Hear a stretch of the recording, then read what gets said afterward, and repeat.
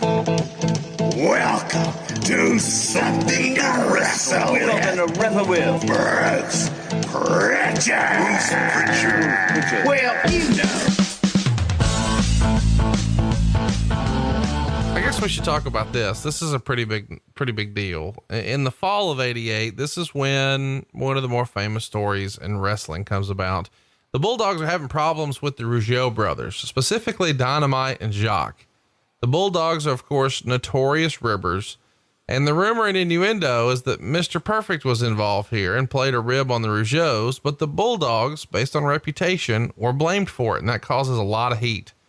And when Dynamite heard about Jacque going to Vince about the rib that Mr. Perfect did and then blamed Dynamite, he was furious that Jacque was going to rat him out for something he didn't even do. So he barges into a dressing room where Jacque was playing cards and slapped Jacque across the head from behind, knocking him off the bench.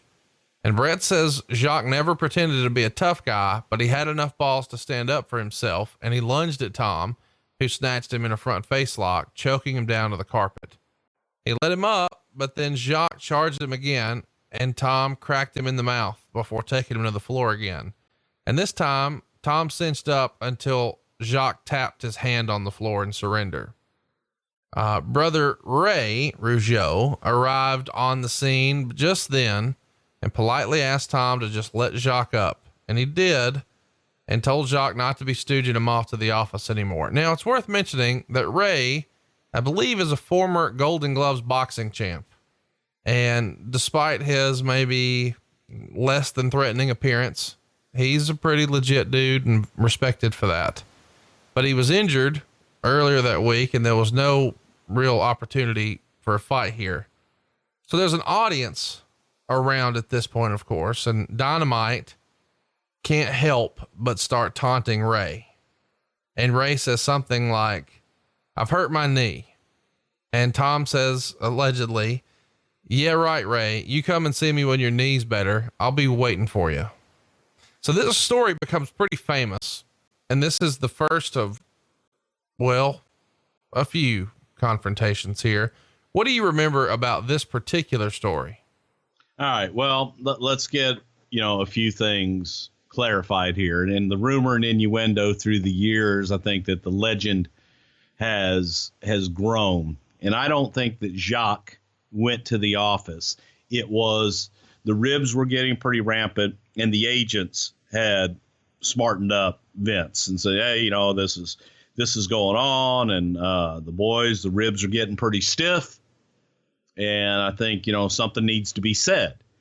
Because Jacque was being ribbed, and because there was a rift there with Jacque and Dynamite, Dynamite assumed, well, Jacque went to the office. So that was, where the assumption began. Hey, you went and stooged me off. He didn't. It was the agents who were going, hey, the ribs are getting out of control. So Vince just didn't want the ribs to get out of control, didn't want things to escalate, and just was like, we'll talk to the guys and let them know we're not going to tolerate any of this shit. There was something with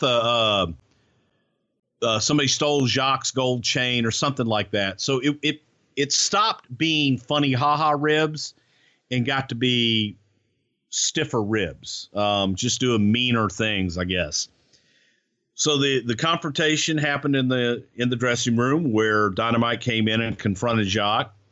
And I wasn't there, but I did hear that Raymond came in and broke it up, and that Dynamite, knowing that Ray's knee was hurt, told Ray, "Hey, when your knee gets better, come find me. I'll kick your ass too."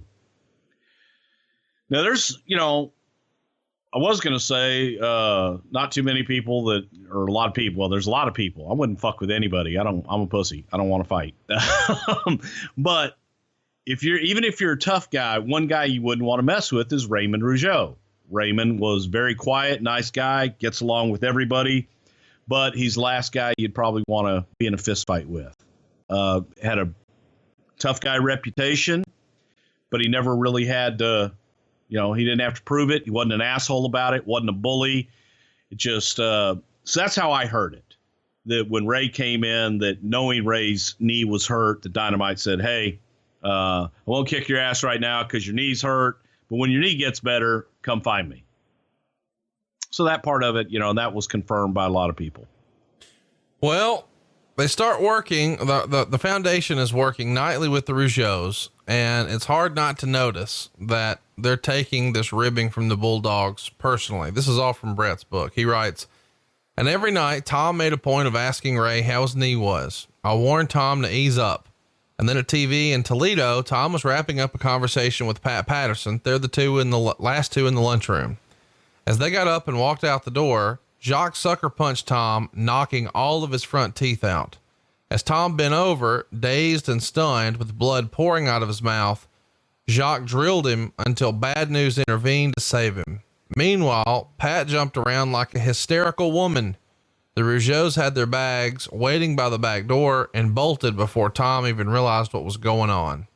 A famous story here. What do you remember about when he finally retaliated? I saw the whole thing. I was on a payphone. It was right outside of catering, and I was on the phone, and I noticed, again, when you go back and you realize everything that was taking place, Jacque and Raymond were hanging around outside of catering.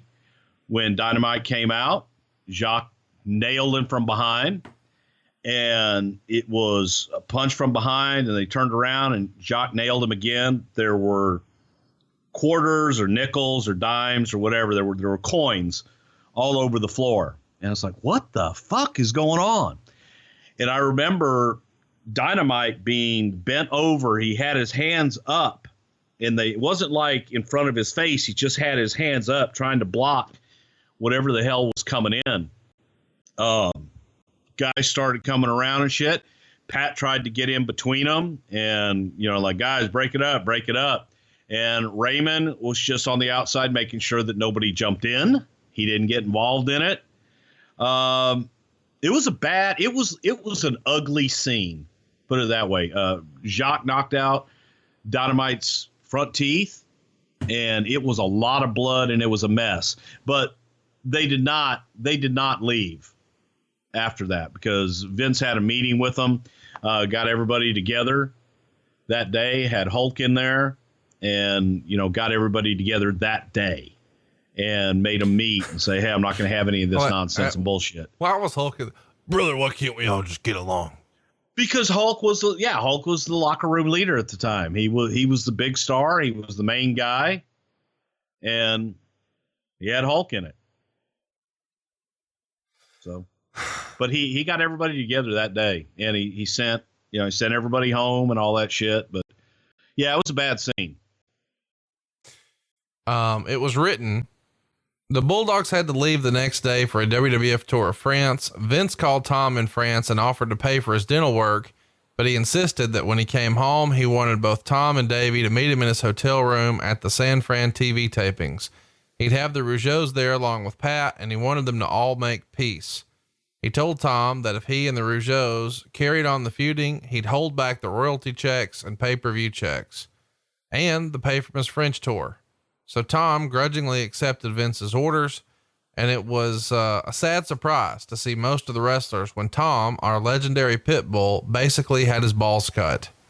Those of us who really knew him realized that getting his teeth punched out was the beginning of the end for him. Dynamite was good for his word when he shook hands with the Rougeaus in front of Vince. So that's the way Brett remembers it, and sort of thinks that's really the beginning of the end. Would you agree with that? It was the beginning of the end. I wholeheartedly agree with that. The order of things, I think, is a little mixed up because Vince got everybody together then. Okay. When the Bulldogs went over to France, I think it was the bravado of Dynamite saying, by God, next time I see Jacque Rougeau, I'm going to kill him. And Dynamite cutting the promos, and Vince was like, no, next time you see him, you're not going to kill anybody. And that was, again, when he got everybody together and said, hey, this ends. It's over. And he did pay for Dynamite's teeth and told him he would take care of that. But it was kind of Dynamite's bravado. And when he got over there talking about, this isn't the end of it, I'll get my revenge. And Vince just didn't want to have any of that. And so when they got back again, it's like, this ends. Guys, this is over. There's not going to be any receipts. You know, the ribbing and the bullshit got us here. It all ends. Over. Well, let's keep it going here because we're not done. Brett said on November 24th, he even sold, talking about Dynamite, for both of them at the Bulldogs' last match at Survivor Series, and even worked a couple of high spots with Jacque. He simply couldn't afford not to, but he brooded terribly about it. The match he's referencing here is the Bulldogs teaming with the Hart Foundation, the Powers of Pain, the Young Stallions, and the Rockers to take on the Rougeau Brothers, Demolition, Brainbusters, Bolsheviks, and Conquistadors. We're probably going to cover that one soon, I guess in November. Chat me up here. Last match for the Bulldogs and the last match ever for Dynamite Kid in the WWF. What went down? Why did it end? I think that they had run their course, and after the deal with Jacque, Dynamite was not the same guy. You know, he didn't walk around with the chip on his shoulder. He didn't walk around, the same tough guy that he had been prior to that. Plus you had, the Bulldogs had been there for a little while, and they had an opportunity to go back to Japan. They had some dates that were still on the table that they wanted to honor and see if they could maybe go and not work as much, go back to Japan and do that for a while. So it was an easy out, put it that way, for them to be able to exit stage left and go do something else and still save face a little bit. They wound up in Stampede for a little while. And, in May of 89, they did some stuff in All Japan as well, through 89 and 90. But in May of 89, the Bulldogs split up and then start a feud with each other, but they're still together in All Japan because, no internet and whatever.